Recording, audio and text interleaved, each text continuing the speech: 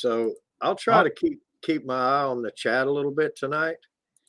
And you guys can, maybe we can kind of rotate around on that. But yeah. I'll kind of try to. Well, we're live. Merry Christmas, everybody. A couple days early because obviously I won't be on here. But yeah, Merry Christmas to everybody. How you doing, fellas? Pretty good. How about you?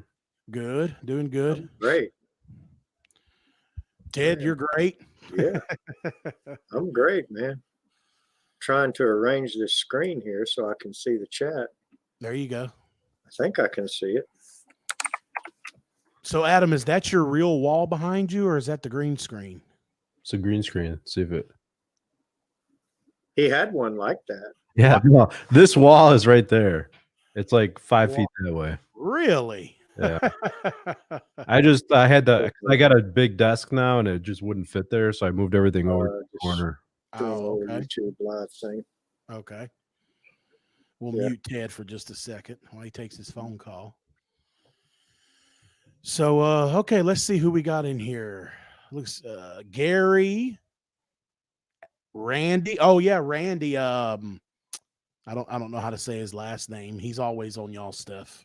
The thermostat man. We call him Randy Ravioli. Randy Ravioli. Brad is here. Spec. Nick, how you doing? Gary, Scott, what's up? Hey, y'all sent that dude a pizza one night, didn't y'all, off the show? Yep. He's a huge fan of the April Air 8444 thermostat. Yep. I wanted to try to send him something for Christmas related to April Air, but I didn't get time to get it together. I got you. Maybe after Christmas. Yeah. How you doing, Dennis? Kelly, how you doing, sir? Adam, how's business? I could definitely tell it's starting to slow down a little bit. I mean, really? I'm still but the temperature's been warm. Today's 55 degrees. Okay. It's supposed to drop off. I think we're going to get close to 0. So y'all are going to get close to 0? Yeah, in the next couple days. So it's going to pop, Yeah. That in the room, I think. But yeah, we'll never see that. It's really slow here. I'm just keeping myself busy doing maintenances, really.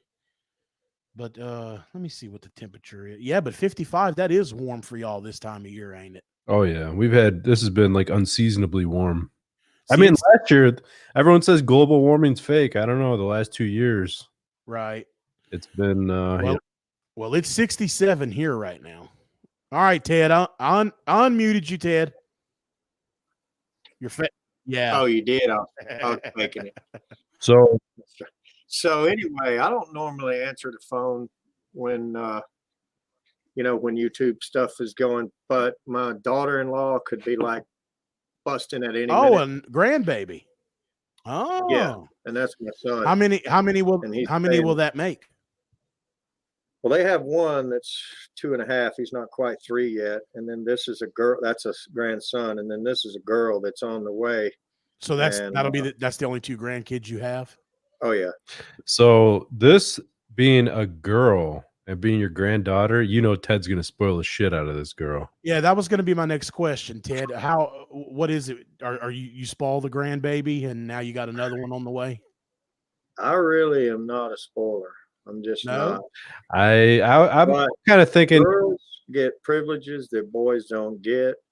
So I raised her 2, my wife's 2, and I have videos of the girl sitting on top of the boy, dogging him out, throwing him out, dogging him, beating him up, and everything. But if he ever laid a finger on her, he was dead.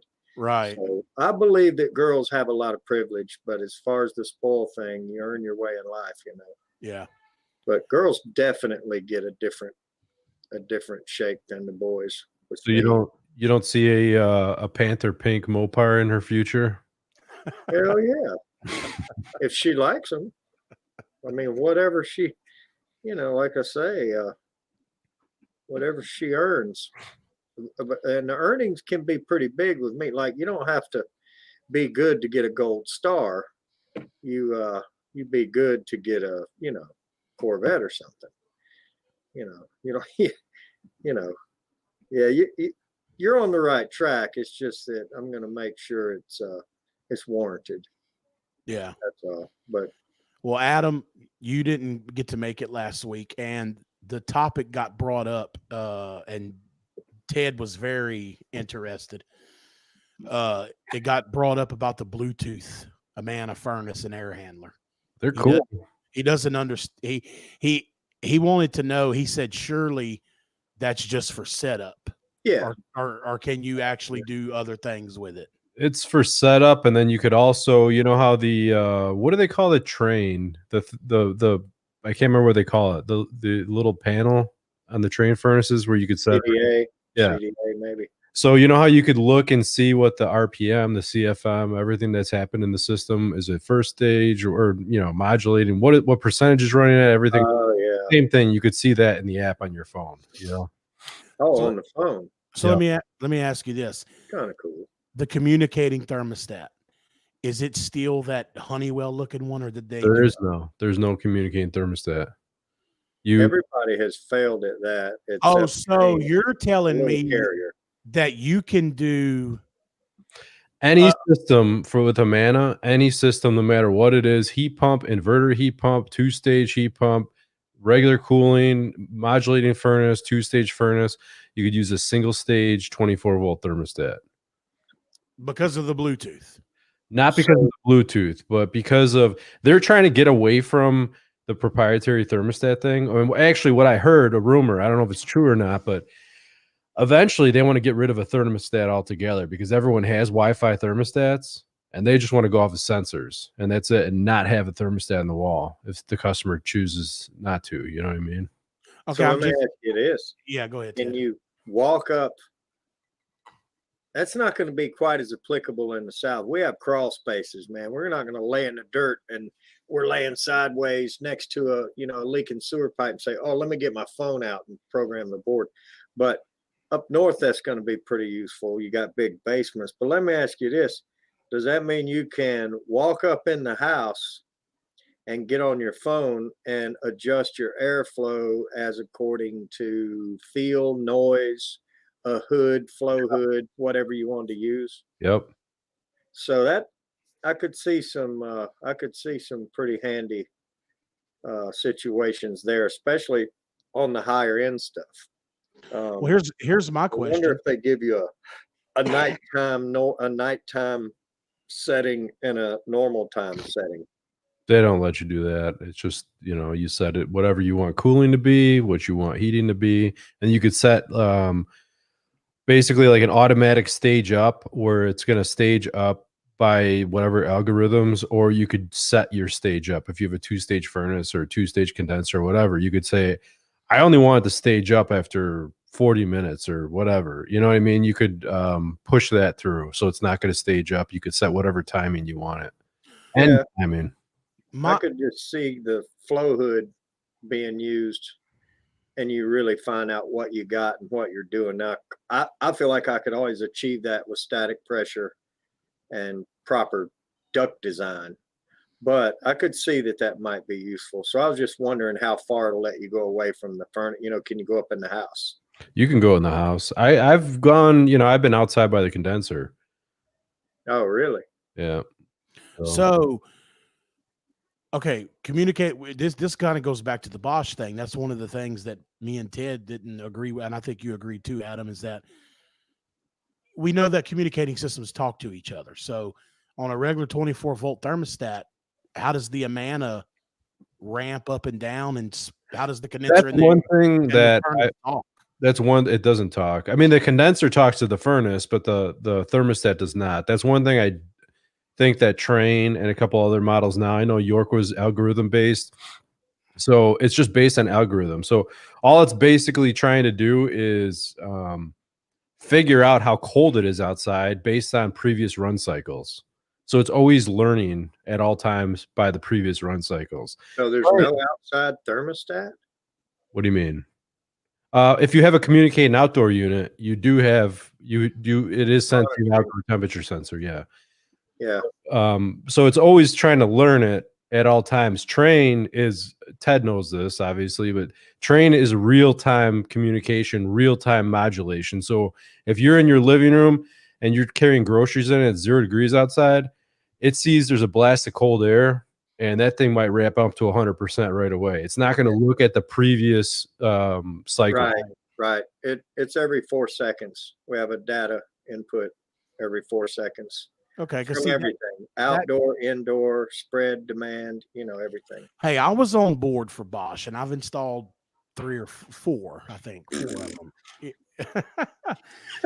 But now that I've seen the humidity problems, I'll never buy another one. And I also like that, the communication. To me, that's key for the system, like a variable system, an outdoor variable with an indoor variable. I mean, it needs to be able to know, okay, we need to ramp up, or Gotta have it, man. Yeah. Gotta have it. It's an incomplete product.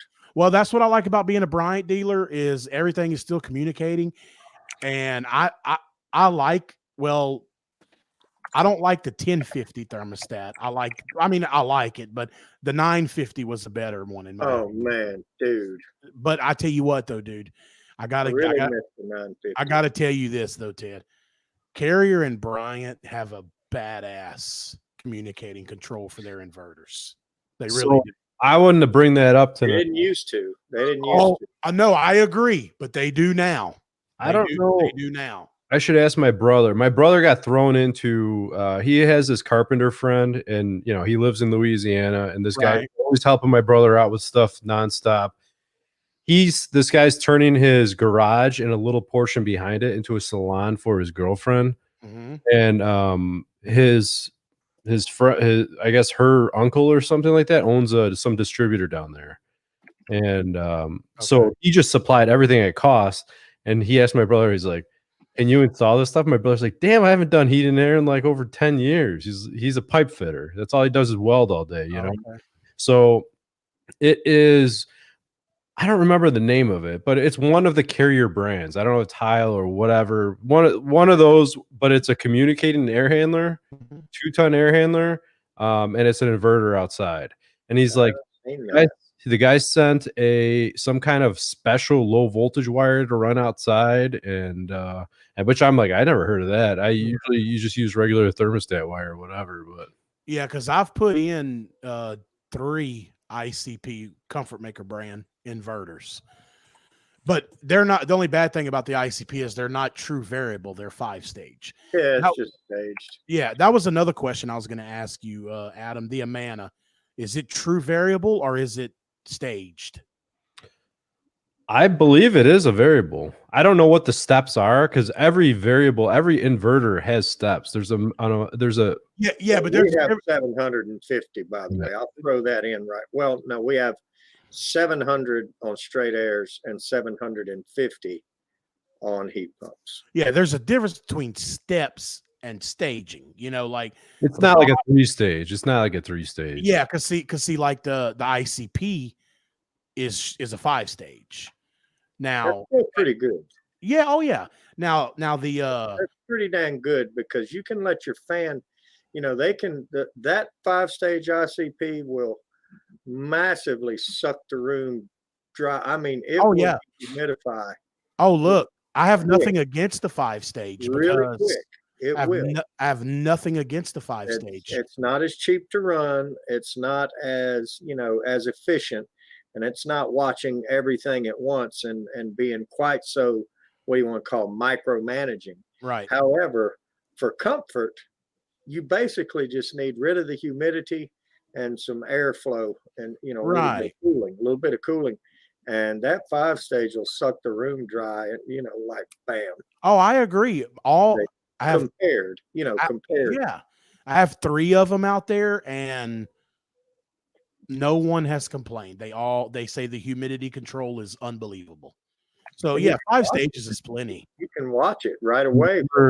A friend of mine installs them. I've never bought one. I was already through with that by the time They had it, but They're it was good. They're impressive. good machines. It was impressive. Do you guys, do you, either one of you, Ted probably remembers, I don't know if John, if you've ever worked on them, but do you remember the Trane for a short period of time? They had the 3-stage furnaces. Oh yeah. I don't remember You that. can change the board on that furnace and the valve, and it's modulating. I have one new in the box. I cannot say I remember that furnace. Touched it. It was a demo from the training room when our distributor got fired, or got, when they yanked Trane away from our distributor. I bought all of their training equipment, and that 3-stage furnace had never been out of the box. But you can change the board on it, and it's a modulating, without the valve. You can change the board, not the valve, and it's a modulating furnace. So that's how close they were. Because it's the same valve, right? It's that same. Correct. I don't know why I said valve. You keep the valve. You just change the board, and it's a mod furnace. That's how close they were. The board development was what held all that up. Although a couple, I think 2 or 3 of the first modulating furnaces we installed when they first came out, we had issues with the personality chip, the personality module or whatever on the furnaces. And when they would fall out, the flames would fall out. You know how it would make the pressure switch and then it would lose the pressure switch. I think that's just another example of how Trane jumps the gun and brings their newest thing out a little too quick. Yeah, kind of like the Hyperion air handler. They did it with the doors, on that plastic doors on the Hyperion air handler, and they would warp and come off the door switch. Yep. Then they doubled the door switches. What the hell's up with that? Yeah. Just like you make sure. You got to make sure. Had to warp a little worse. And so they've redesigned the doors, and that's been fine. Now, they had a couple other issues, but that's a really superior product now. But there's time and time again that we can see they brought a product out too quick. They brought the inverter out in 92, and all the techs were like, okay, yeah, but we don't know what to do with that. Nobody could work on them. Nobody could, and there was no support. It was almost like the FSRs weren't caught up enough. The factory training, it was just really a product ahead of its time. It really was. So nobody could get it. So we wait and reintroduced it in 2014 or 13. It was 14 by the time we got our hands on any. But what you're talking about is yet another example of that. So and when that first came out too, that was something that was hard to diagnose because nobody really, when you call, I mean, I never dealt with the FSRs. I had like the regular local tech support, and I couldn't even tell you how many phone calls I had on it. And they're like, we don't really know what the problem is. I'm like, well, if you don't know what the problem, how am I supposed to know what the problem is? I'm like, the flames just fall out. You lose that pressure switch, and it just modulates down to. Was released over almost, I think it was 17 months. They had an 18-month target, and almost got one. And then at the last minute, some big wig way off in the distance says, "No, we're not comfortable with that. Going to a dealer." I was this close to having a 20V XV20 before anybody, and didn't get it. I did get to install one of the first ones at an FSR's house. He did get that, but I didn't. So that kind of stung. Ted, but a year and a half later, we could sell them. While I'm thinking about it, I know this is kind of off topic, but the 824 Trane stat, I like it too. It's 24 volt, right? Oh yeah. Okay. Yeah. It's the 850 is the little version of the 1050, the little communicator. Oh, it's called the 850 now. Yeah. Okay. I've had a couple version, and then the 1050, the only difference is it's bigger and it'll do zoning. Have you I'm trying to think, is there a 624? There is, and it's not color.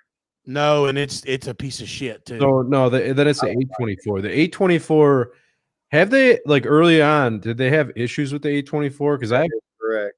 Yeah. They had issues with the 620 whatever too, because when I worked, never got fixed, dude. Yeah, when I worked for that Trane dealer here when I first moved here, dude, I had a truck stock full of those because they told me, they said, "Have you been around a lot of Trane?" And I said, "Well, not the communicating or the high end stuff." And he said, "Well, I'm giving you a box of these thermostats. They're called the 6-watt-24.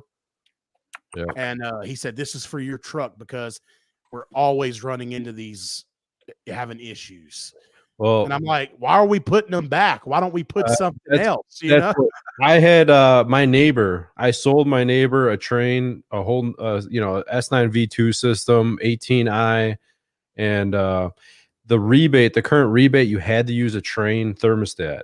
You had to use the 824 thermostat to get the rebate. So I talked him into using that thermostat. He wanted a Nest, and 2 months later, the 824 went bad. I replaced it. 6 months later, the 824 went bad again. And I'm like, I'll buy you your Nest. You could have a freaking Nest. I'm not putting another one of these on here. Yeah, and with my luck, the damn Nest probably is still working. It is. I hate them. So do I, but I do too. I do too. It was just embarrassing doing it for your neighbor's house. It's like, Jesus, anyone. See, I got to know the Trane equipment when I worked for him because that's pretty much all we worked on. And I really like the 824. I can't believe it never gave us trouble. Maybe that was when they first came out. Maybe it was a couple of years back. I don't remember. How long has it been since you sold Trane?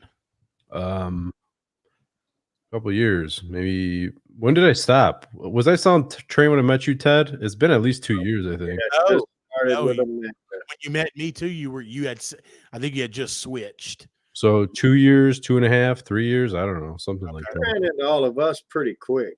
Like when you started really liking YouTube, you ran into us pretty quick because you're pretty green. We could tell. I was green. Well, I mean, you dove right in. You can always tell, but it's in the heating and air community, they're either a watcher or not. And if they're not a watcher, boy, they dive. I mean, not a little bit. High dive, head for caboose. I was a watcher.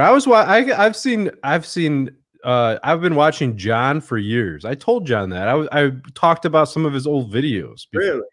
I never and I watched some of the live shows too. Hangouts and the live, dude. I watched some of the lives. I'd never chatted or whatever, and that's the only reason why I got onto YouTube is because one night one of the guys was saying something incorrect about a Trane furnace. It was me. I didn't know the answer. Like I was correcting him, and he's like, "You're wrong. You can come here." I remember asking the question. I was wanting to know, when you do a 16 SEER, like Ted does a lot of 16 eyes that are single stage with a variable speed indoor unit.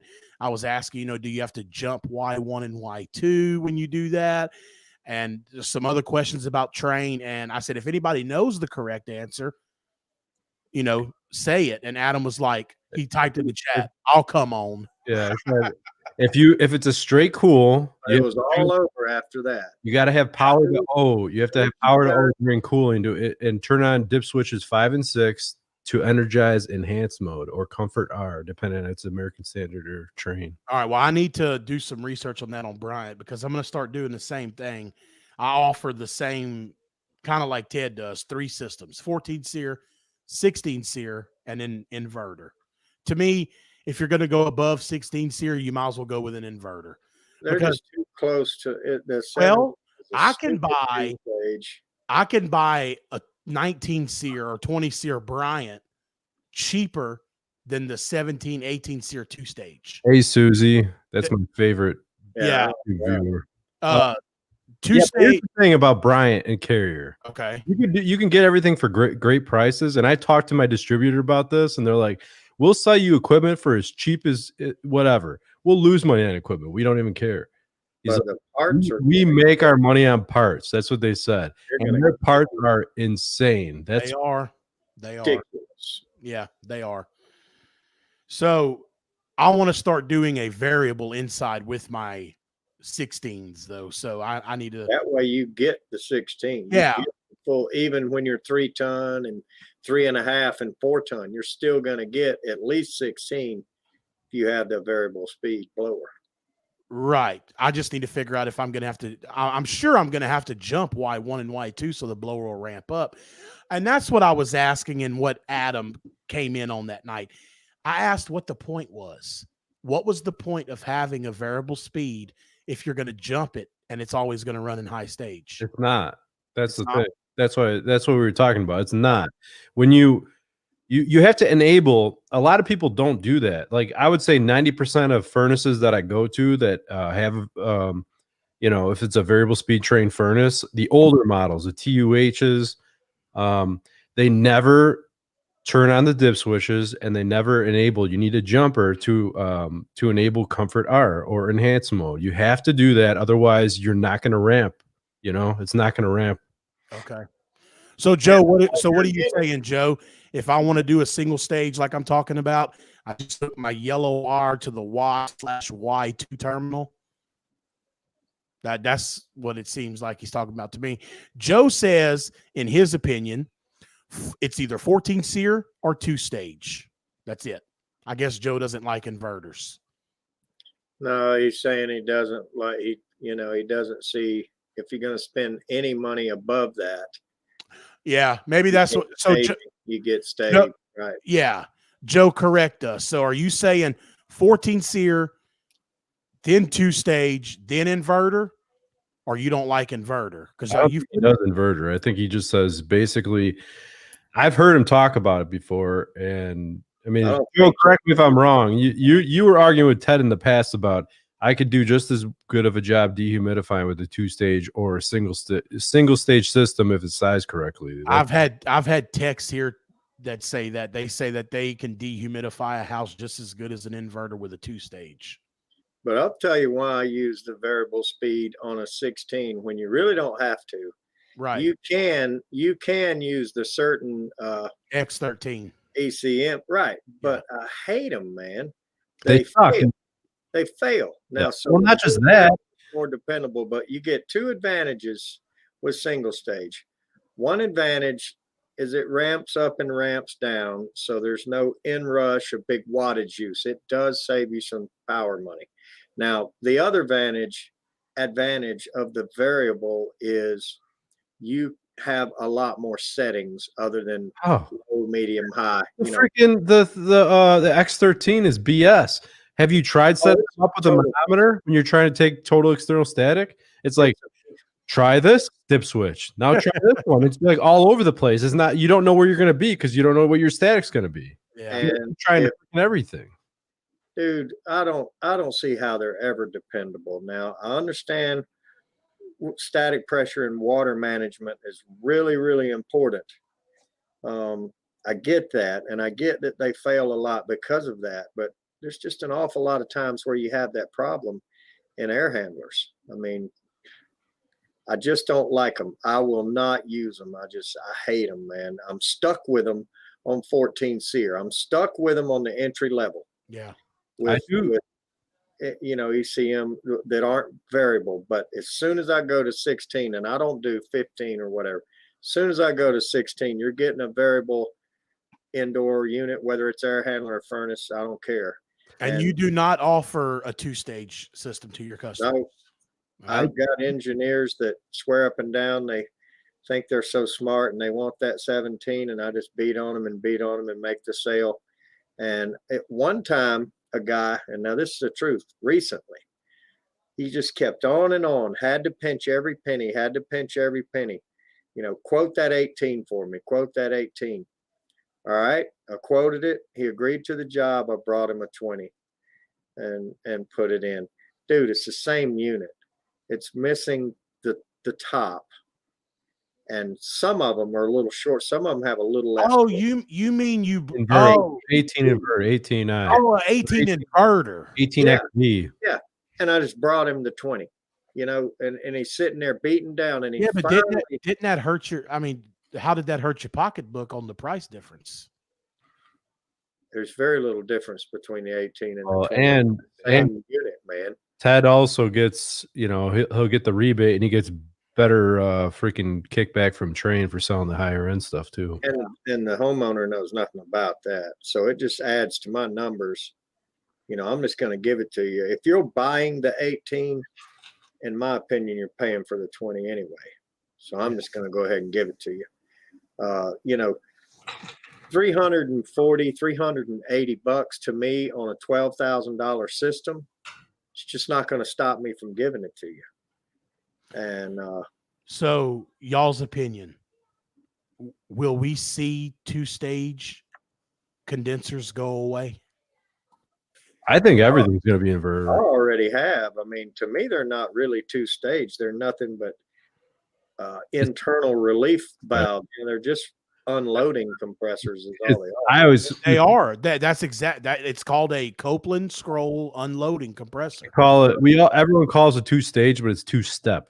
It's 2-step. The last 2-stage Trane compressor. It only drops 20%. On low stage. The last So what the hell is 80% and 100%? That's supposed to be a nighttime money saver. Now, Yeah. I get the dehumidification and you get a little bit of better, but really, if you're going to have a 2-stage, that means when it's not 100 degrees and it's not 90 degrees, you should be able to save some money and run some lower capacity. And at night, in the middle of the night, you should be able to run lower capacity and dehumidify and actually save money. The thing is, though, you're definitely not saving any money on 2-step, right? There's some that are 70%. Joe says 67. There's some that are 70%. Copeland makes 70 and 100, but I can tell you you this: 80 and 100 with Bryant and ICP. I'm not saying they're getting rid of them. I haven't heard that. But you can tell that they want you to buy the inverter, because if I have my price book right here on my phone in PDF form. I agree. I want you to buy it too. And if I go to my price book, I can buy an inverter, condenser, or heat pump cheaper than the 2-stage. They'll sell me the inverter condenser cheaper than a 2-stage condenser. So what's messed up about, one of the reasons why I stopped selling Trane, it was the distributor local that I have to deal with. But they wouldn't give us tiered pricing across the board. It was well, give us 3 of your top selling ACs and 3 of your top selling furnaces, and we'll give you super awesome deals on it. And then we're going to rape you on everything else. That'd make me mad. It seriously, it just, now, that would fit me because I sell 3 systems. Yeah. But that would still make me So mad. Ted, when you go to somebody's house, I've seen several of your videos. I just throw one out there for example. You uploaded one last year, the year before. I remember it because I remember you pointing out it was July the 4th. Everything was closed. It was an older ICP condenser. The compressor was a dead short. So you ended up changing the system out. I think I put a 14 SEER, if I remember right. But when you walk in that customer's house and tell them, look, your compressor's dead, you need a new system, and you start talking your thing, do you and I'm not, okay, you know how some people will look at the house and say, they can't afford no 16 or 20. I'm just going to quote a 14.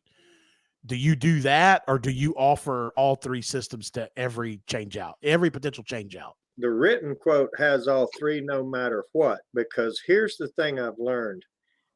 Yes, they have a certain kind of house. Yes, they have a certain kind of car. And yes, they wear certain kind of clothes and they're certain kind of people. However, they all got friends, relatives, daddies.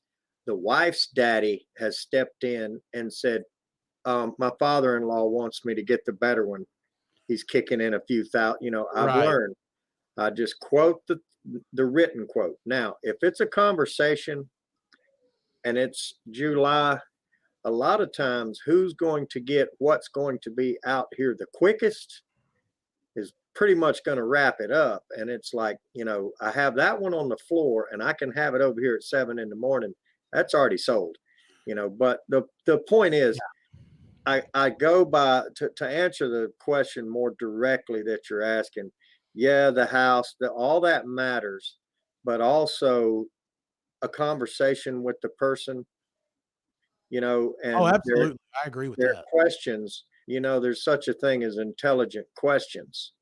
And if they're saying, well, how much is this? How much is this? If how much comes out of their mouth more than once, they're a 14 SEER customer. Right. How much? Yeah. if that's their first brine, now what's the advantage? Yeah. What good would it do me to step up to this and then I see an open door, possibly for a sale? Yep. But you do get a certain mindset when you look at the house and you're on the way. You say, "Oh man, that's that's a ripe neighborhood, or that's a." But Although I've installed some crazy high end systems in small houses that you'd never even think about it, that you'd never think would actually be sold. same here. Not now, I wouldn't say high end as far as inverter, but I've put in some 2-stage stuff, before the inverters were popular, in places you wouldn't think. But no, I agree with you, Ted. I always offer 3 too, and that's why I was texting you the other day, just trying to get some ideas. And Yeah.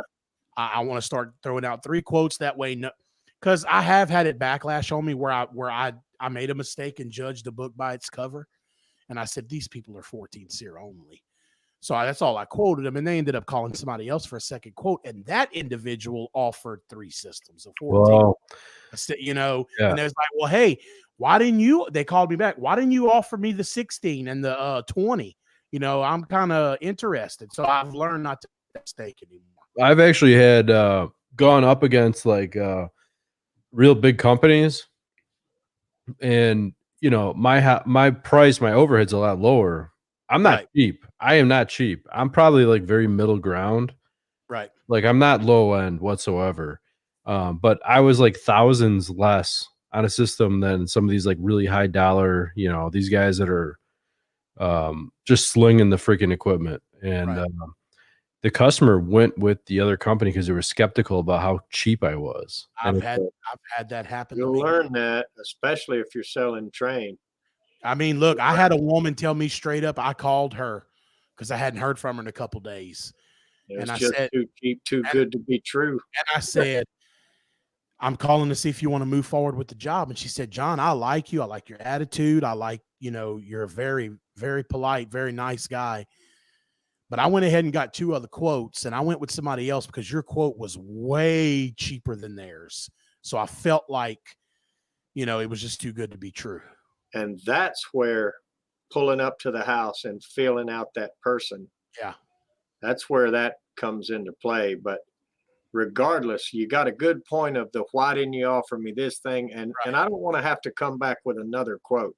That's why the complete, you're from 14 to 20. Now I have them ask, why are you, I see on the Trane site 14, 15, 16, 16, Yeah. 17, 18, 19, 20. Yes, I said 16 twice because there's 2 16. Yes, there is. And I sell the premium one, but I can always talk my way back to focusing on the 3 cherries that I picked from the bunch. Mhm. And they'll pretty much trust you on that. Yeah. Every now and then, one of these engineer guys say, "Well, I've looked at that 17, and I really don't want to pay for the 20, but I want the 2-stage." And I can 17 is usually the talk 'em two-stage, out. right? Yeah, that's the 2-stage. I can usually talk them out of it. Now, Joe listed some percentages there, Yes, he did. and that's probably Copeland's what they can make for everybody. Now, Copeland makes what amount of compressors that we have made by Copeland are to our design, and they can be made for nobody else. One thing you'll notice when you look down in a Trane at a Copeland scroll, it's tiny. It's smaller than everybody else's, Right. and it's quieter than everybody else's, and it's got a bunch of our designs in it that they can't make for anybody else. Ours is 80% and 100%, and that's all we get. Now, Okay. there were some that were 70%, and if I'm not mistaken, we only had those in package units. But before I step on my foot and Joe corrects me, I'll say that being a non-fan of 2-stage, I could be mistaken about something because I'm just not a fan of it. So I Right. could be mistaken, but I do know for a fact that Copeland does not make the same compressor for everybody that they do for us. I Well, did I installed a true 2-stage American Standard at my mom's house. Oh gosh, that thing's heavy, buddy. Oh, the skid is broken. When you're trying to wheel it in, the skid is freaking cracked. Dude, Oh wait, but you, two you mean climate cups. you Yeah, mean the two- double you mean the double compressor? Yeah. Yeah. And why American Standard? That's what we used to be when all right, so when my dad had his company, we sold American Standard for years, and then it was the same distributor that I had issues with. Like that's why I left selling Trane. We started selling Trane after the fact. Distributor that I had issues with. Why are we echoing? Ted, you need to mute YouTube. Dude, I don't know why I even pulled it up. But That was no, dumb. we started selling Trane because it was a different distributor, and then 6 months later, Trane pulled the distributorship from that company, and they gave both Trane and American Standard to the original Wow. distributor. Dude, all See, I you hate gotta when they do that. 'Cause drive. see, that Carrier Enterprise, see, I don't buy from Carrier Enterprise. My stuff comes from Baker Distributing. That they're a Bryant distributor now. Right. At least here they are. Yeah. You But have to what- buy what their brand. Yeah, but what people don't realize is Carrier Enterprise and Baker Distributing are owned by the same company, Watsco. They're owned by the same company. That's correct. So, You do know they own East Coast and a bunch of the Goodman stores too. okay, I didn't know that. Oh, Now, yeah. East I- Coast Distributors is owned by Wasco. now I'm not going to say where I got the information from because he really wasn't supposed to tell me, I don't know why, but anyway, Gree, everybody here knows the Gree name, right? Oh yeah, they Yeah. make probably They 70% made, yeah, of and they actually make a really good mini split. I've installed them. I like they them. make a bunch of the mini splits for Yeah, everything. but I've actually bought a Gree mini split before from Baker, and it was nice. I liked it. Anyway, They sold them. yeah, they for a still long do. They still Oh, do. they do. Mhm. Gree is coming out with a unit just like the Bosch, Well, they made them for Trane and for yeah, many years. no, and that's why I I'm wouldn't talking, buy I'm talking about a 4-stair system. Gree is about to release it. I don't doubt in it. the next couple months their version of the Bosch, but where they're going to be ahead of Bosch, they are using a variable speed indoor unit. Bosch is not. I think the whole Bosch thing, they were trying to sell it as you could use our outdoor unit with any bullshit you want to put it in with. Correct. Gree is not doing that. They're Gree- trying to hurry up and get it on the market and Yes. capture some, Gr- but Gree will not be doing that. They want you got to buy their condenser and their air handler or their sure they furnace. watched Bosch's failure. Yeah. So, it will be a variable speed indoor unit. It Dude, will that not- Bosch is a piece of crap, man. You know what's crazy? Isn't Bosch a Who was German? it that Joe had that big debate with? Ralph. Was it Ralph? Yeah. Oh, Ralph thinks that the Bosch is the greatest thing since I sliced don't know bread. that he still thinks that, but he certainly did it one time, and he put one in his house. Yeah, he And- did. What were you going to say, Adam? I was gonna say, isn't Bosch a German brand? No, Chinese. No, I know, but the name Bosch, Oh, It the name. is. It is. Oh, a yeah, I real think it's German. German, but German what brand, and it's Medea, which is a that's Chinese. what I was going to say. What people don't realize so- is the Bosch is nothing but an Ameristar. It's made by Medea. Same people that made Ameristar. It's the same unit. Yeah. Oh, I had so many people argue with me that Ameristar was made by Trane. Oh, I know. Because Well, Although the furnaces, the Ameristar furnaces were made by Trane, Yes. 100%. yeah. And Now, back in the were- day, No, they were made by Trane. they were made by Trane because I used to go walk up and I'd go around the corner. I'd say, "Oh, it's a Trane XB," but then when you'd get to the front of it, it had that was little, American it Standard. had that little bitty Well, badge on it that said Ameristar. Yeah, That was American or the old Ameristars that were CUBs. That belonged to American Oh, Standard. you talking about the square unit? Yeah. No, I mean That one too, but it belonged to Yeah. American they Standard. had a newer version of it as well too. Standard Right. before Ingersoll Rand sold it to Medea or gave Medea the rights to make it, and they made it into a full brand line. Well, here's what Rand did that, not Trane. Here's what I find weird, Ted, and I know that you can get the scoop on this. So for next week's show, I expect you to have an answer for me. Trane suppliers. Well, okay, I know you don't have supply houses, but we do. So we're talking, like us. Over here, you go to the Trane supplier, Ameristar is gone, and it's run true. Okay? Yeah. We have it too. Okay. But when you go to American Standard Distributor, Oxbox, which is nothing but an Ameristar. That was funny because the name that came to my mind, I thought it was going to be called Medea. It's a Rhino Cube. Yes. Okay. So, but here's what's crazy. On that tag on the condenser, because the American Standard store has them on the showroom floor, along with the American Standard equipment. Yeah. Right underneath Oxbox, it says a Trane brand. Yeah.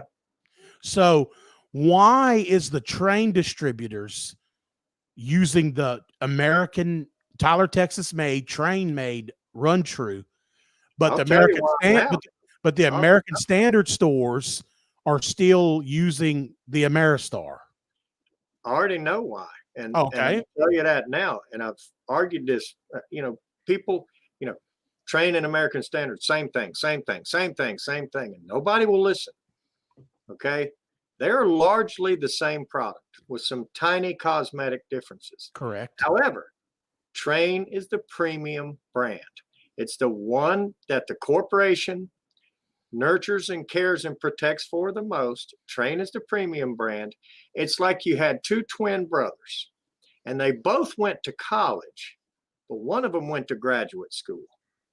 And, that comparison was something. Like, it's like Joe and his brother. Joe's brother's a doctor. Joe is a heating guy. Joe jacked up. He's having fun. Let's not poke a stick in a beehive. But I don't know Joe's brother, so you might. I don't know anything about that. But I can tell you that Trane is the premium brand. Now, mechanically, Trane and American Standard, they're the same piece of equipment. Mm-hmm. They're the same parts, the same coil, the same compressors, the same boards, they have all the same stuff. There's some tiny cosmetic premiums, but per, how many commercials do you see on TV with them dropping an American Standard product off of a crane saying it's hard to stop an American Standard? Well, no, it's presented as corporate propaganda as the premium product. Here we're DSO state and we're direct. I buy straight from the factory, straight to my warehouse. Okay. American Standard here still goes to the distributor.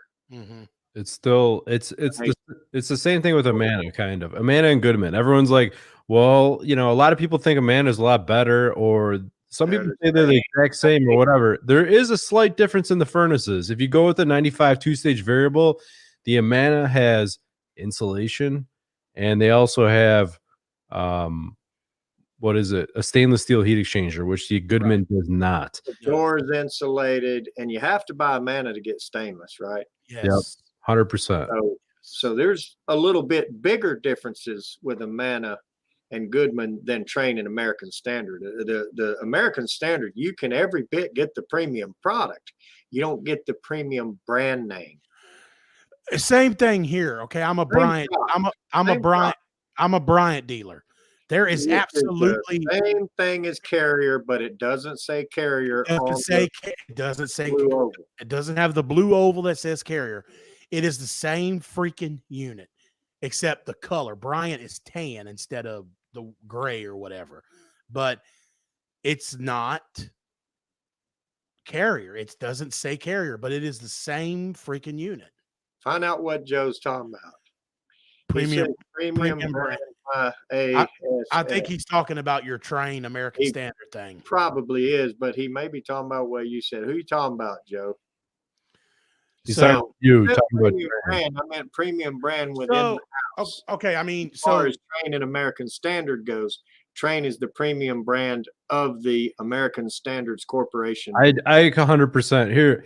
I'll tell you, Joe, in the distributor state that we are in, any Tom, Dick, and Harry can go and sign up to be a dealer for American Standard. Pretty much. They I have like that here. they have numbers you have to meet with Trane. It's like more stringent with Trane. There's more of a checklist Dude, you have to hit with There's Trane. more than just numbers. Yeah. So okay, so Ted, to finish on that, you said that at the beginning of 2020, almost a year ago, that Trane U.S. Corporation or American Standard Incorporated, whatever the name of the company is, and Ingersoll Rand were cutting ties. So It's done. what's that? Yeah, I mean that deal's already done. Okay, so but hold They on, don't hold on. control us anymore, but they still really basically own the. So they still have their hands tied up in the company. Oh yeah, oh yeah. Okay, so let me ask you this: is that why we're still seeing Oxbox in American Standard supply houses? Because Ingersoll Rand is still got their hands in it. It's because as part of the deal, Trane would not allow the run through to be multi-branded. In other words, that's how we're separating ourselves with our generic product is still ours.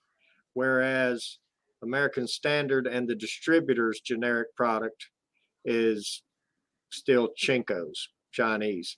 Right. Or generic or junk, whatever you want to call it. But the thing is, in the end, I think you'll see less and less distributor states left. Some states are half and half.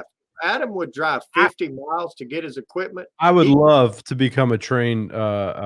You could do it tomorrow, dude. You just won't drive the 50 miles. I don't want to. Hey, they wouldn't deliver it to me. You said that I could get it delivered, but you have to start. You got to get started. Okay, Ted, tell me what you think about this. And obviously, you probably know a lot of the big dogs that work at Trane. Let me tell you because look, I would sign up with Trane over here again just because Trane is very well known here. But my Trane distributor is not only a distributor, they are an AC contracting company. So I would be buying from my competition. That's what I'm saying. I mean, how do you feel about that as big a Trane man as you are, a guy like me if I wanted to buy a Trane, I'd have to go buy it from my competition. No way. Do you think that it's cool that Trane lets somebody like that have their line? That's really hard. That's hard to swallow. The distributor by me that was selling Trane, they were in cahoots with one of the biggest contractors around us. Well, buddy, this is not cahoots. This is the same building. I'm going to try to do this. It's not the same building, but it was ties. Dude, this is I'm going to try to do this the best I can on camera. You pull, okay, here's the front of the building. That is, I'm not going to say their name. That is the air conditioning company where they do what we do. They got techs going out fixing stuff. Okay. You drive around the side of the building, the right-hand side of the building.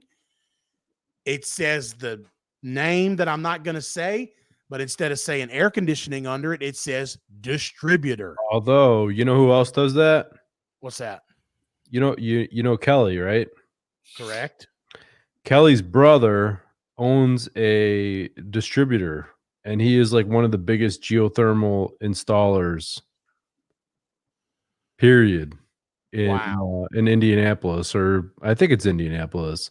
But yeah, so he's installing and he has a distributor. I do think, I'm sorry, I'm friends with Kelly. That's his brother. I think the whole thing, when you have like a distributor and a dealership, that's definitely a conflict of interest. But here's what chaps my ass. They didn't even bother to put the contracting company and the distributor in two separate buildings, even if they're across the street. Buddy, they are in the same building. Like, that's hard to deal with. I mean, you can their techs can come from the contracting warehouse and go pick into the equipment up. distributing warehouse, and then or walk a hallway from the contracting office right to the counter. See, I that's, think the way they get away with that is I think they're predominantly commercial. No, think- they're not. They are a residential base company. do you guys Yeah, have Sid Harvey by you, by any chance? Sid Harvey? right. Who? Sid Harvey? No Sid Harvey here. So Sid Harvey, by far the biggest residential heating and air company in Chicagoland area is Four Seasons. Okay. They're the number one. They're the ones advertising on the jumbos, the screen at the Bears games and everything else. They're huge. Wrigley Field and all that. They're big time. But anyways, they have a big branch somewhere. It's in well, I'm not going to say where it's at, but anyways, at their branch, they have a Sid Harvey branch built into their branch. So their guys just move over to the other side, and that's how they buy crap. And he said a lot of their higher end guys are always trying to look at their paperwork and stuff. They're like, yeah. And one dude is like a 70-year-old like curmudgeon. He's like, get the fuck out of here. What are you doing? Back up. You know what I mean? Well, this is what pisses me off even more. I've already been offered a Trane dealership since I've been back over here and started my own company, because as much as I hate the situation, I do have to go there to get parts when I need them. And the woman at the counter, I've known her for years. She's a sweet lady. And then there's another guy, Kenneth. I like him. He was good to me when I was a dealer. And they've both offered me dealerships, for Trane. But I mean, I don't know, man. But here's what really chaps my ass. This is the point I was going to make. This is what grinds my gears. Yeah, this is what grinds my gears. They try to lie to you. And, and I brought it up. I'm like, guys, I can't buy from my competition. I mean, yeah, I'll come in here and buy parts because I have to, because it's a Trane unit, but I'm fine with that. I mean, not really, but I have no choice. But I'm not going to buy equipment from my competition. They're like, oh no, man, it's two separate companies. And I'm sure it is, I'm sure this one's got its own LLC and this one's got its own or incorporation. But the only reason why that company is killing it right now is because they're buying all their equipment and parts at wholesale price. Hold on. That's where I'm getting. And, when I tell them that, they're like, oh no, man, you're going to pay the same price that our contracting company pays. And I'm like, dude, no, get out of here with that bullshit. So, let me tell a quick story unrelated, because a bunch of people are saying we have Sid Harvey here. Rich says we have Sid Harvey here. I went on they have, you sell a certain amount at Sid Harvey, you get like a Lake Michigan dinner cruise. Okay, Sid Harvey, I've heard of that supply house. What brand do they sell? Well, it's different all over. It's different all over. Depends on where you're at in the country. Okay. But anyway, so I was on this dinner cruise. They rented this huge boat, okay? And wait, is that who you bought Trane with? No. They don't sell Trane. They sell Fujitsu. They sell Wow McLean. They sell like some Nordine product, and they also sell an ICP product or whatever. Okay, I'm sorry. Go ahead with your story. But anyways, I was there with my wife, and we were, it was kind of like my wife didn't want to go because it's like a work thing, and there's a lot of work people or whatever. So we're there, and the salesman was there, and he's like, we were, I don't know. I was like talking to random people, and he like bumps me on the shoulder. He's like, hey, Adam, that's Sid Harvey right there. Like there's a real guy named Sid Harvey. He's like, that's the owner of the company, Sid Harvey. And he's like, let me introduce you. So he taps him on the shoulder. He's like, hey, Sid, this is Adam. He's one of our best like high-end Wow McLean dealers, and he sells a lot of Fujitsu, and probably the biggest Fujitsu dealer for the Lombard branch.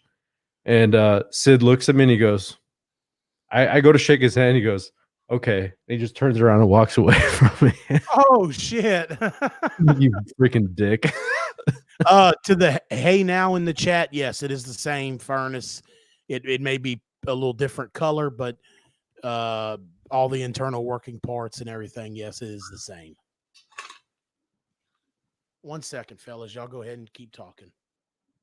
I really wish I knew it's Sid. There's Sid Jr. Rich is saying Sid is dead. That is true. It's his son running it right now, and he's Looks like John's got to go do some dishes right quick or something. so it's me and you, Ted. What are we going to talk Well, about? She's been coming in there messing with him. Coming in there messing with him a little. Who? Thank You you. talking about my wife? Yeah, did you have to go do some dishes? No, she's pissing me off though because she keeps coming in here. That's why I turned my camera and my microphone off. She said an hour and a half. We're at an hour, so we got 30. You agreed to that though, didn't you? I did. We got 30 more minutes. Okay, no, you get 2 or 3 more minutes because she stalled you. But she can kiss Like my the- ass. like- Yeah, Nah, man, don't say that. I'm messing with her. You know what I'm about to do though? This door doesn't have a lock on it because this is technically another Oh, bedroom, yeah. another bedroom that we don't need. It's a Yeah. fourth bedroom. You ain't I'm gonna fixing to put put me a lock on that door. Is what I'm going to barrel do. bolt from the inside. Yeah, that's right. Because I Yeah. finally have my own room. It's quiet, and here she barging in here. What does she want? You almost Nothing. done? Just, Are you almost done?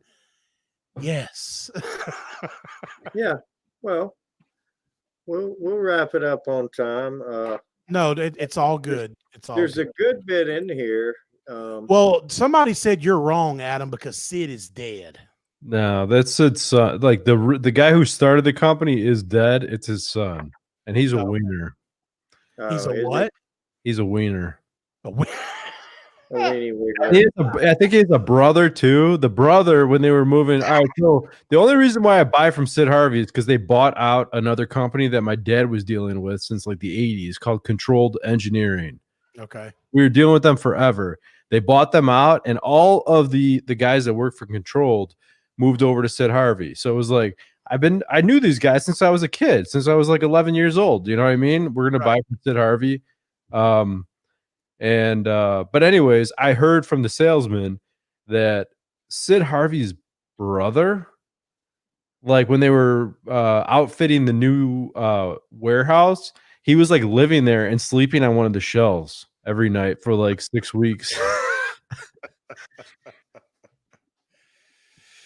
Yeah, Chance is here. We haven't seen Chance in a while. Yeah, Chance, he's still installing Amana. Oh yeah, I think- saw him earlier. Uh, What did Chan- he put in? What did he do? He does he Linux. does- No, he just started with Amana. I talked to him.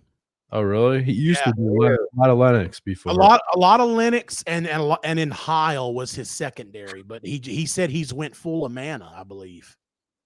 I got to tell you something. Amana gives the best perks. They really do. That I would have to agree with because when I was selling Amana, I sold it in 2008 and then again in 2013. I got a lot of cash back. I got trips. And they have like random 10% off days. Oh yeah, you get yeah, man. And I used to get shirts, jackets. My co-op was wonderful. All I had to do was put Amana, like these shirts right here that I have made for myself, and it's got a logo on the back too. But all I had to do was put the Amana logo right here, real small on the other side of the chest. They pay for all my shirts, jackets, anything I had made, as long as I put the Amana logo right there. Also, Let me who say- is Hey Now? Who is Hey Now? Do You know? any of you know? Either you know him? No. No, I don't think so. That looks like a new one to me. I just wonder if if he works in the HVAC field or if that's a homeowner. I mean, obviously everybody That looks like a homeowner. right, or it may be a builder. Who knows? I mean, everybody's welcome here. We're not trying to Oh no, do yeah. anything, but I'm just curious as to who it is. And what can you tell us about yourself quickly in the chat? Hey, now, Yeah, you're asking a wide open opinion there. Do you remember? Do you remember? Tell us a little bit about yourself. ABC is a pretty good ABC. That's like, How you doing, David? okay, sorry. worst, but The Adam, nice thing go ahead. about Amana, their parts are super cheap. Their boards are White Rogers. They have different boards, different parts, whatever. And like for a Trane, you're paying $200-300 for a 2-stage variable speed board. Amana, you're paying like $120. negative. Yeah. Negative. You get good deals. Okay. Hey now.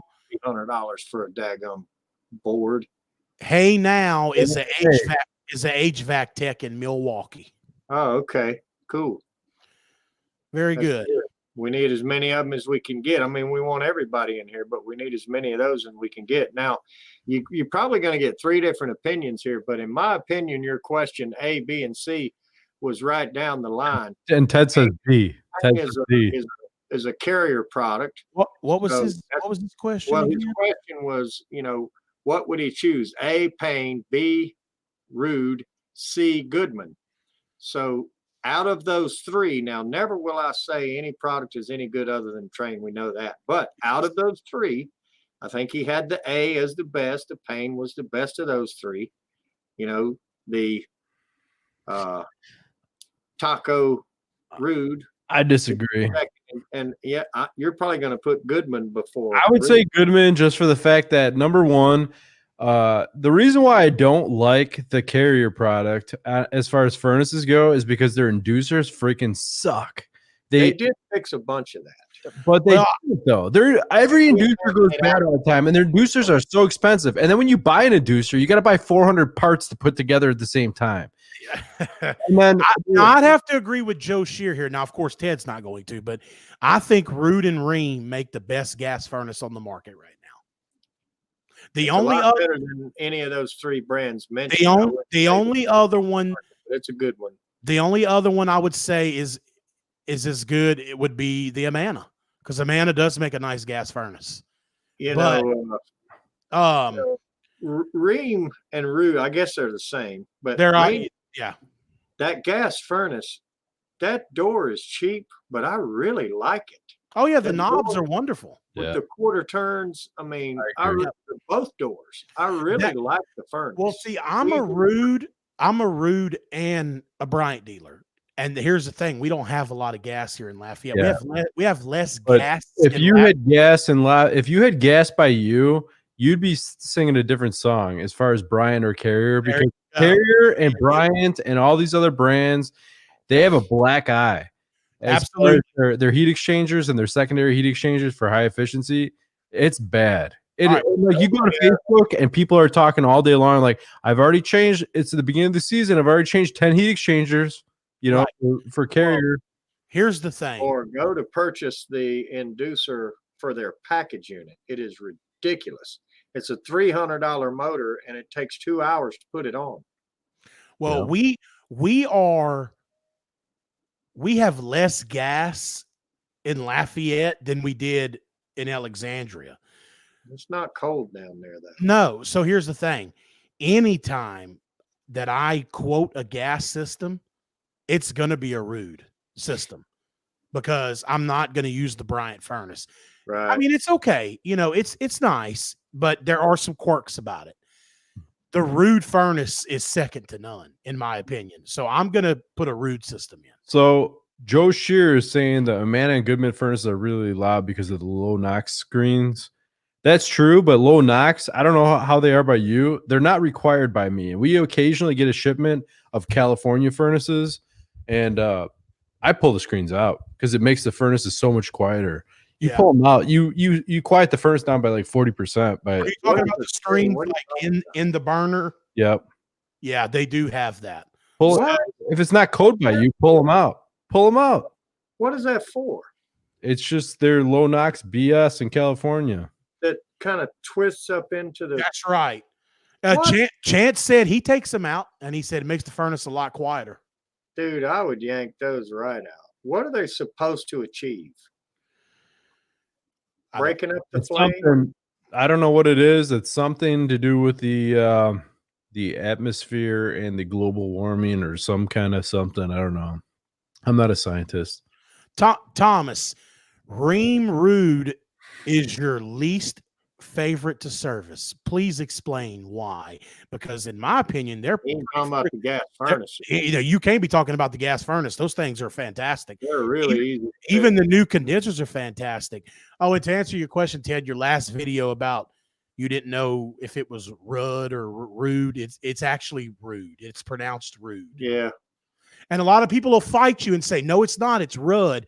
Well, I spoke to the salesman when I signed up as a Rudd dealer, and he said, look, I've been to the factory multiple times. Everybody asks that question. It is Rudd, not Rudd. So Joe says kind of like a catalytic converter. Yeah, well, then I know I'd be pulling those out. But John, I'll tell you this: they look funny at me every time I stop in the, every time I'm in the distributor where they sell, Johnson Controls products, and I say Yark. I don't say it any other way. I say Yark. I mean, I just don't like. Hey, speaking of which, John. Say their name correctly. I hate them. After my dad had the falling out with the distributor, the American Standard distributorship, we started selling York again. My dad sold York when it was actually York, the Diamond 80 and all that. Absolutely. Us too. It was a good piece of equipment. Yes, it was. We came back on right after Johnson Controls took over. We were doing the 33-inch modulating furnaces, the LX and the LX. Not Infinity, the Affinity line. Affinity, yes. And we had so many problems with it. It was unreal. So here's the thing.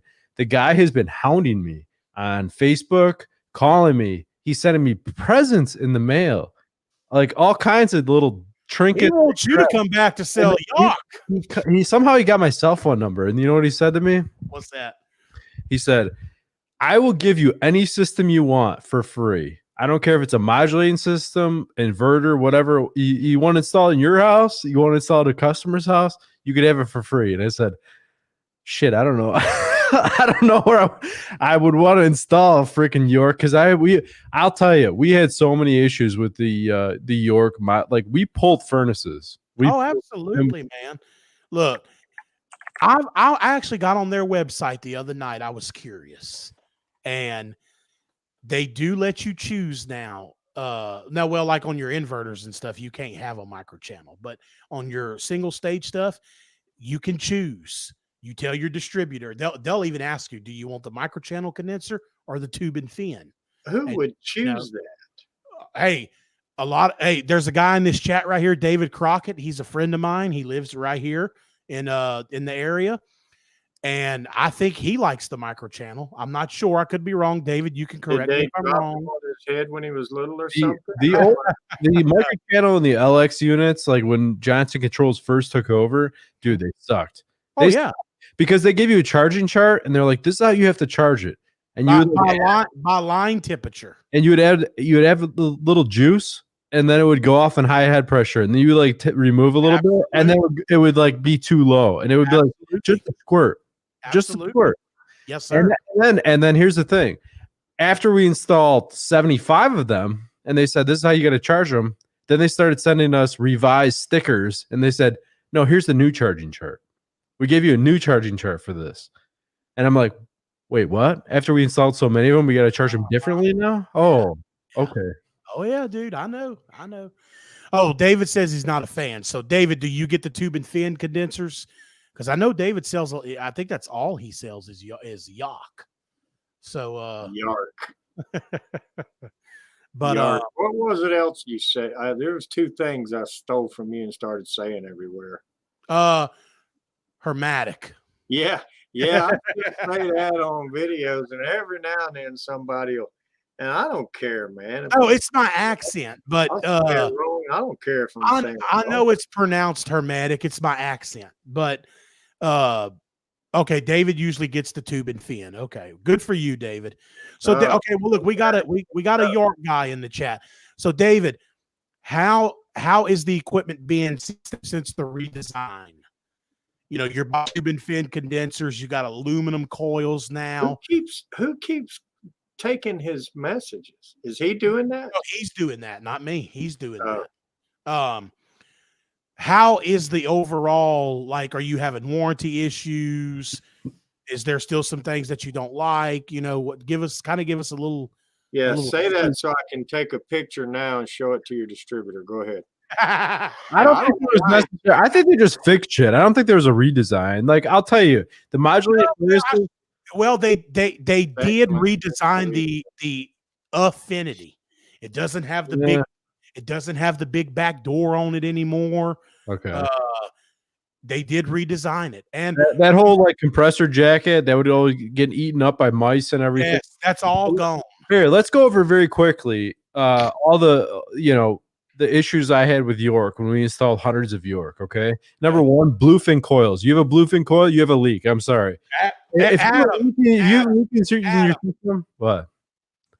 Bluefin coil. If you low on charge and you pull off the door of your coil and it's bluefin, don't pull out your leak detector. You have a bad coil, 100%. I never did. Anytime I went on one of my Yorks that was low on gas, I'd be sitting outside and go, I bet you this motherfucker's got a blue coil. Do y'all know what? And then I would go in there, open the air handler or the case, and if I saw blue, I'd put the door back on, screw it up, get the model and get the model and serial number, and get a new one. Do you know what it is? Antimicrobial, they said. It was yeah. And then they said it coated and it won't get dirty sock, but no. And they also said that it was good. They also said it was good to help the condensate drain down the fins. I don't know, but it's because it. All right, so that's number one. Number two, there was a handful, not a ton, but this is prior to the rust inhibitor. There was TXV's problems. 100% there was TXV problems with York. Yes. We had TXV problems. Now, that's getting away from the coils. Now, on the condensers, the Infinity condensers, when they first came out, they wired the contactors wrong from the factory. They wired the contactors wrong. I think I remember that. They wired the condenser fan motors to run on the line side. So the fan motors would run nonstop. So you wouldn't catch this in the middle of the summer when you change out a system. It was 90 degrees outside because you're not cycling off the system. Right. So then you would all of a sudden get 20 calls and say, like, why is it running outside? And my air conditioner's off. That's number two. Go ahead. Just paying attention to the chat. Go ahead and finish up. All right, collector boxes, 95 furnaces. The collector boxes leaked. Then there was a recall on the collector boxes. Then they told you to replace the collector box and for the secondary heat exchangers and the 95 furnaces. They gave you new collector boxes. You replaced them. Then the new ones leaked. So you would have the two different styles that would leak. They would leak and then they would leak again. The two-stage furnaces, they had pressure switches.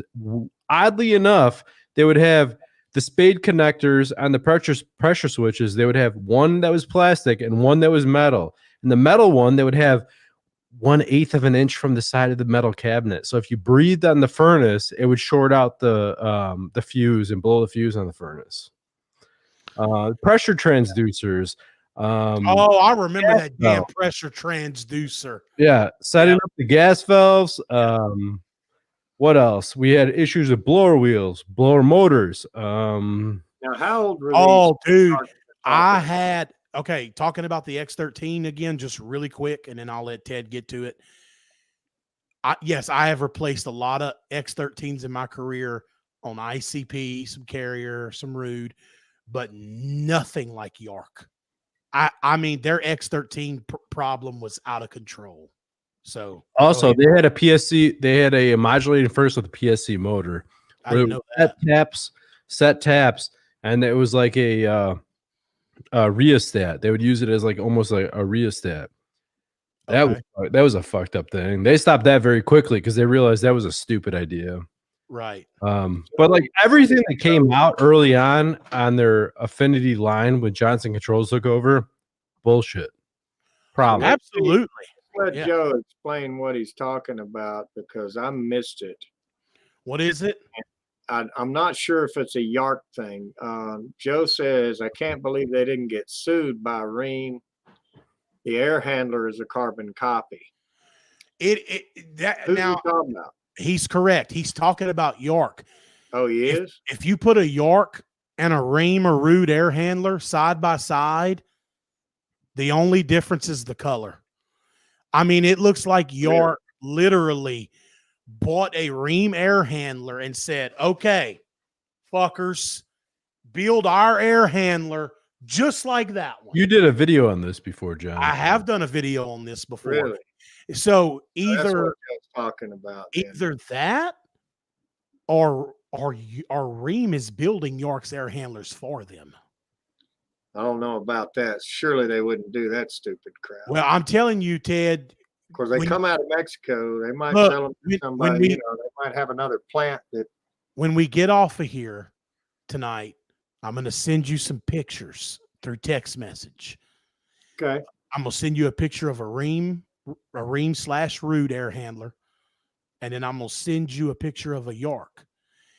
Besides the color, I want you to tell me what you see different. I've got one. Now, I thought I remembered a York. No, Jason, you have handler. that. I'm sorry, Ted. Jason, you have that backwards. Daikin owns Goodman. Right. That is So- correct. Good. Yeah. They call it the Goodman Company. Is the Yeah. Goodman, but Daikin is Daikin worldwide. Daikin, It is. I've got one I fixed it is now. It was a 5-ton. It was either a 4 or 5-ton. It had flat doors. A York. I Yeah. thought it did. Flat doors, Let just me- like the Ream. had the let me bubble. know. Let me know when I can start talking about more issues with the York. By the way, Ream had We'll do. probably next week because well, how many weeks are we going to have to allot for that? Because they got a lot of issues, man. Are you talking about current issues? I have not installed. I mean, I don't know. Maybe they're fine now. I don't know, but I'm just Oh, saying, no, like no. I No, have. you need to stick with the past issues. The new ones are really bad. I'm telling you, man, they are garbage. Anyway, the new Ream air handlers I thought had a bubble door. Like I thought they were. I've got one in the shop, and here's my Ream story. It ticked me off so bad. I bought one. I had to. I had to have something that day, right then that day. I bought it. I don't care who's listening. I bought a Ream air handler, and I stuck one of my. Oh, so York has the bubble door too. Okay, I stuck one of my Trane heat pump condensers on it. I did that. So whoever's recording me, bust me for $1,000. Within 3 weeks, the TXV was failing in the Ream air handler. How long ago was that? Oh, just a few months ago. I didn't make no video on it, and I ain't gonna let nobody say I got it in my shop. I'm thinking about making a video of me tying it to the back of my truck and dragging it around the parking lot. But so so- you've replaced the air handler with a Trane by now. oh, I took it out and put a Trane in. Yeah. Yeah. Now, first thing I did was this. The first thing I did was I went to Ferguson and I said, man, come on, really? So they gave me a valve, right? A TXV. Hmm. Well, guess what they gave me? What? Has anybody ever seen it? Yeah. Oh, you have? No, I've you seen ain't seen this. This was a box full of crap. It had S pipes. Oh, I It know which had- one you're talking So about. it's one valve that'll replace a whole bunch of stuff. See, it's not like that anymore. Well, this is a couple months back. They must have sold you an old air handler. Or that was the only valve they could get quick. Quit. Correct. Because the They were valves having are not COVID like that. They're not. Now, that's why I bought the air handler because of Right. the COVID problems. And, it was one of them challenge things to where, I bet you can't get me no air today type thing. It was hot. It was Right. September, whatever. Right. It was hot. And, I said, I bet you I can. And so I called around and I realized I was stepping on my foot. I was going to send to Columbia. I was going to send to Charlotte. I was going to do whatever I had to do I had some heat pumps. I didn't have an air handler.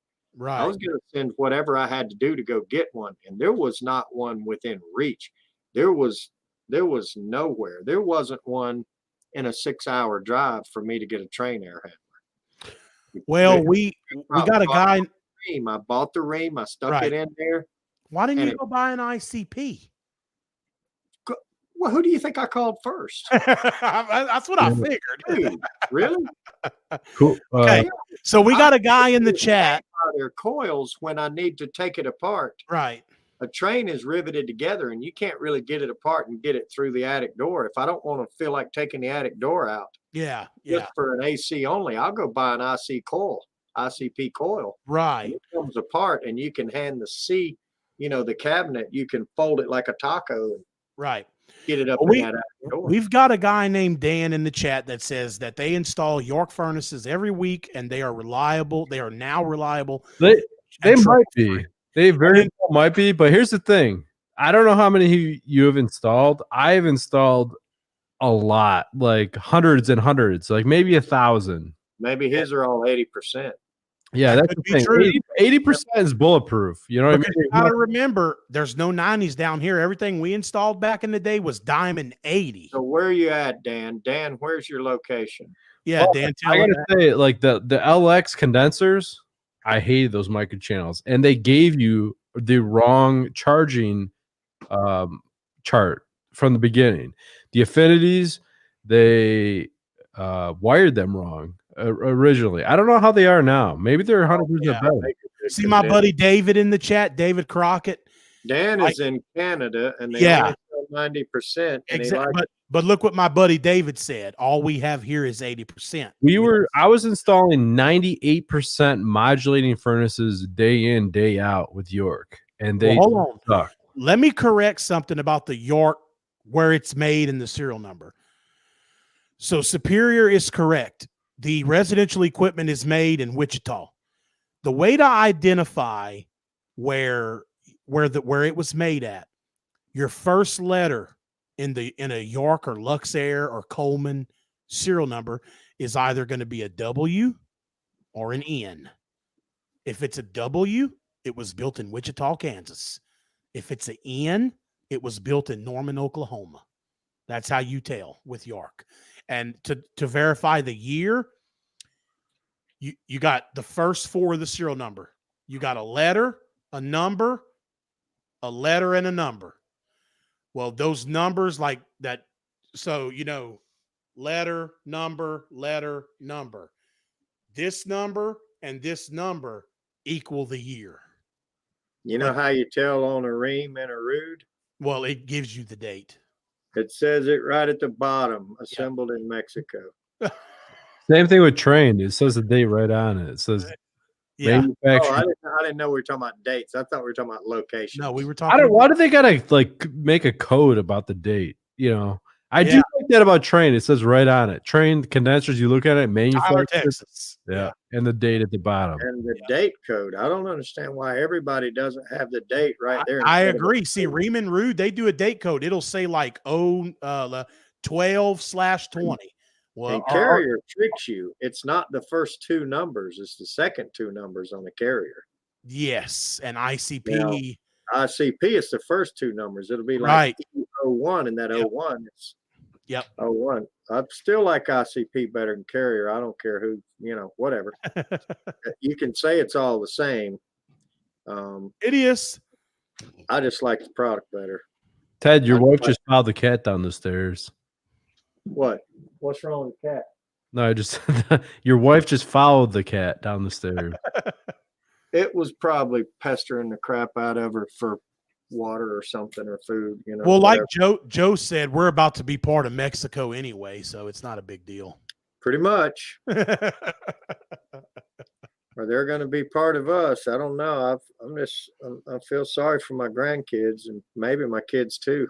Yeah. Things are going to look pretty bad. It all depends on Georgia. They get the Senate and it's all over with. The Electoral College will be gone. There'll be a one-party system from now on. I don't know if we really mean to get political here, but yeah, Joe, real quick. I try not to, but David's asking about Nordyne, John. Yeah, I was just everybody says, go ahead, John.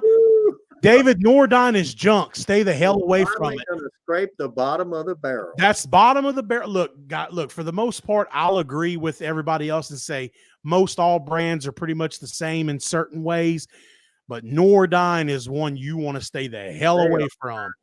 They do microchannel condensers and their evaporators are microchannel. So I'm trying to remember the name of their. I'm not so sure Ameristar wasn't better than Nordyne. I'm trying to remember the it probably was. It's hard to hard I to. never installed Nordyne, but I'm trying to remember the number of their circuit board on their 80% furnaces that went bad freaking forever because they put it right next to the draft motor. I think it was At the top. 903-106. Is that the That sounds right. You're talking about the board in the top cabinet by the inducer. Yep. Yeah. Yep. David says they all the same except Nordyne. That's my buddy David here. I would have to agree with David. I think they're all pretty much the same.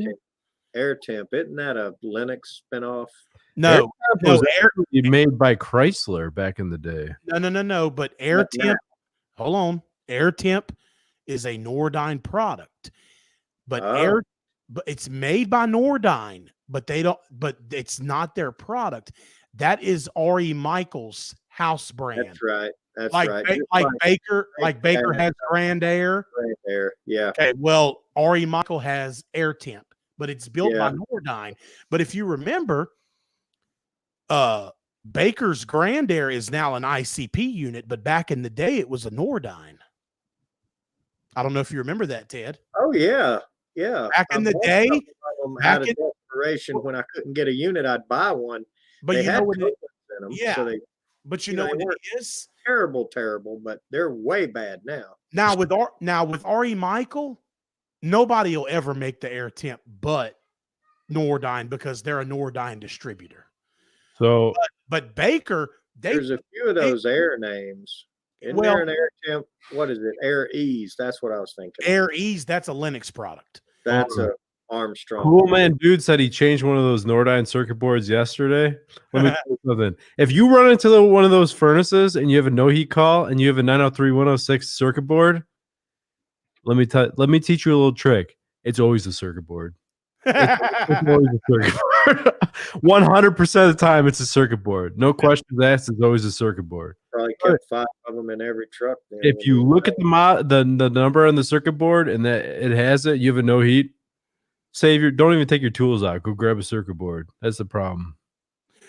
That's right, David. Because several years ago, the Grand Air was made by Nordyne. Now it's an ICP product because Baker is now a Bryant distributor. They've had Heil. Apparently, your Baker has Comfort Maker. Some Bakers have Arco Air.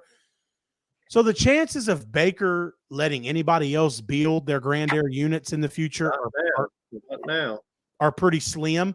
Yeah. But every few years, Baker does put that name out for bid, and they let multiple heating and air, manufacturers bid to see who's going to build that unit. I bet they won't now. I bet ICP will keep it now.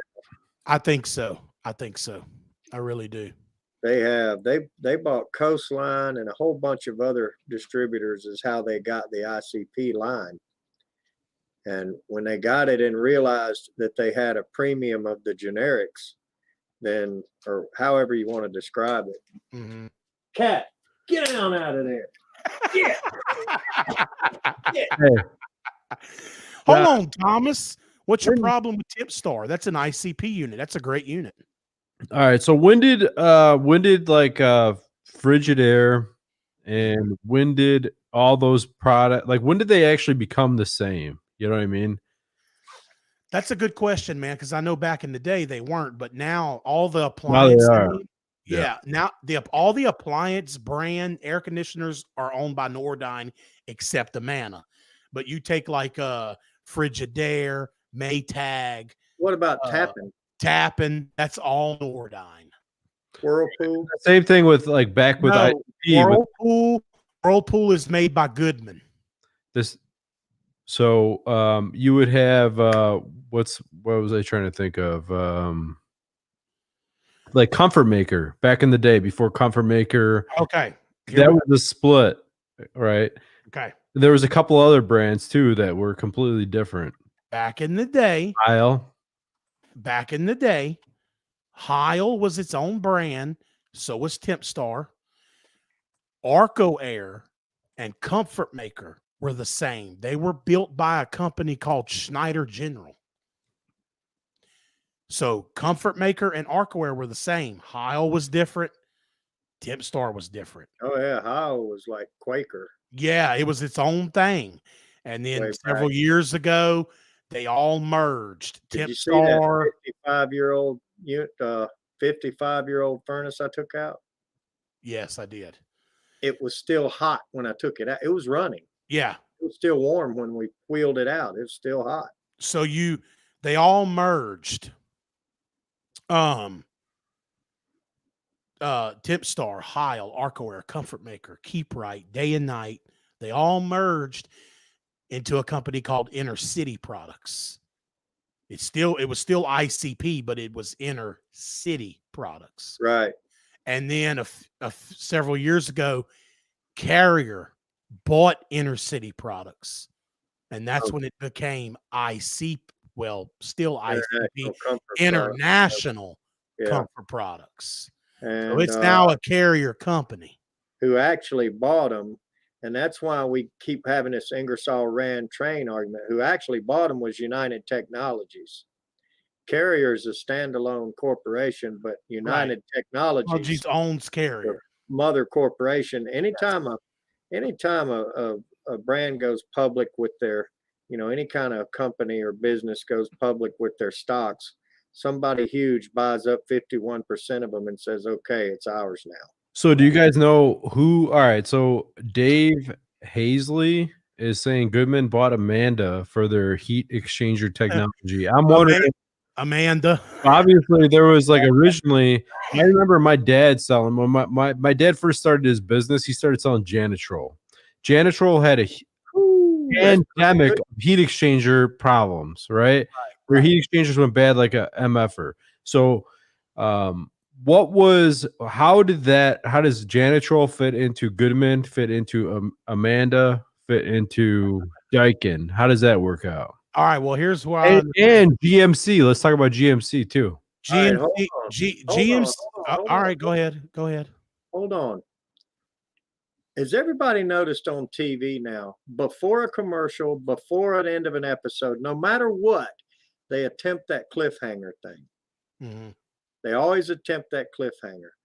Maybe we should pick up all the history of brand names next week.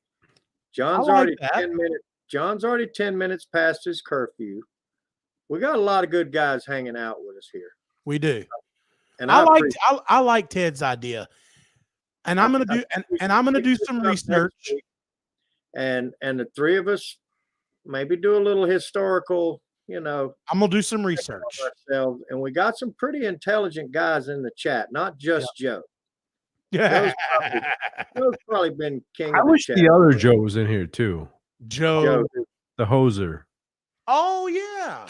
Yeah, no shit. You should tell him. Fun guy. He's a fun guy, but he ain't the brightest bulb on the tree. Joe's actually super intelligent. I know. I just like to say I really enjoy picking it. So my buddy David Crockett said, I bought Amanda the other night. She wasn't worth the money. So let's just let the cliff hang. We're going to end this on a cliffhanger. Let's just make sure these people know how much we appreciate them coming and watching. We really do. So we're going to bait y'all in. A starting point, like we had a starting point last time. Let's start out next week with a little history of brand names, who took over who, and who did what. I like it. Hopefully we leave Trane out of it. Oh no, Trane will be. It's just not that exciting though. Oh, it's very exciting because y'all would be nothing without GE. At the end of that's what put us on the map. Look, it's a one-sentence story. No. Hey, no, not right now. Not right now. All right. So with that being said, we're going to end this on a cliffhanger. I like Ted's idea. We're going to bait y'all back in next week. And we're going to go over the history of the HVAC brands, because really there's probably 50 brands out there, but it's only about 4 or 5 companies. I'm going to make a prediction. You noticed that we started out with the Bluetooth board conversation that we left off last week because Adam wasn't here to tell us some of his insides on it. You notice that lasted about 10 to 12, maybe 15 minutes. I bet you this brand thing eats up more than that. I think the brand thing will eat up at least half or 3/4 of the show. Yeah, I don't know, but That's a good thing to start out. Because a lot of guys like to talk about that. They love talking about brands. The reason I like it is because so many people will have something to throw in there. Right. Yep. And let's just see if Joe does any homework too. I'll be doing my homework. I'm gonna write some stuff down, and I'm gonna show you guys that there is about 50 freaking names out there, but there's only about 4 or 5 companies. So a lot of you guys are gonna be like, "Oh shit, man! I didn't know that and that was the same unit." Pretty close guess. Yeah. Now Shannon Knight is obviously a Boston fan because he's singing Amana. But anyway, we really appreciate you guys showing up. I mean, hey, you know what? I appreciate the two of you wanting to do this with me every week. I've had fun, and people seem to enjoy it. We're enjoying it too. We are, Adam. Yeah, you're not saying nothing. It's a little something Adam, different. before we go, what are you drinking on? I see you sipping on something. I'm drinking. I just bought this. Well, I couldn't drink it straight, but I bought this because Big Clive. I'm drinking Jaeger. Oh shit! And Red Bull. Oh, good God, my gosh! You better take it slow. It's all right. Or the wife's gonna be unhappy with you. She's probably our movement. Too. Never know how it affects somebody. Clive calls it Jaeger Munion. We really hope these guys will come back. There's still over 100 in here. But they're already talking about how they enjoy the three of us, and they're looking forward to next week already. Well, I really appreciate all you, and I know we all three do. Yeah, I do. So somebody take us out of here, and please come back next Wednesday night. Adam, you got anything else you want to say? You want to do a plug? Yeah, check out the HVAC Overtime Show. Actually, we're always on Fridays, but this week is going to be Saturday, 8:05 Central Time. If you're not prescribed, because of Christmas. Yeah. Right. If you're not subscribed to HVAC Overtime, do so. And they have a great show. It's normally on Friday nights, but again, because of Christmas, this week will be on Saturday. Let me tell you something else. Go ahead. Chris, if you guys have not, you don't subscribe to HVACR videos, you should check him out. Absolutely. Tomorrow, he has a big video dropping, and it's gonna be serious shit, and you're gonna want to watch it. I would have to agree with Adam. The name of his channel is HVAC/R videos. His name is Chris. He's a great guy, and he puts out great content. He's pretty smart too. He's a very smart technician. He's probably 95% or probably more than that commercial. Refrigeration. He's high end though, dude. He does fantastic work. He doesn't do junk work. So y'all check that out. And with that, I want to thank you guys from the bottom of my heart for the support and keeping over 100 people every week. And Merry Christmas to everybody out there. And we'll see y'all next week. Thank y'all.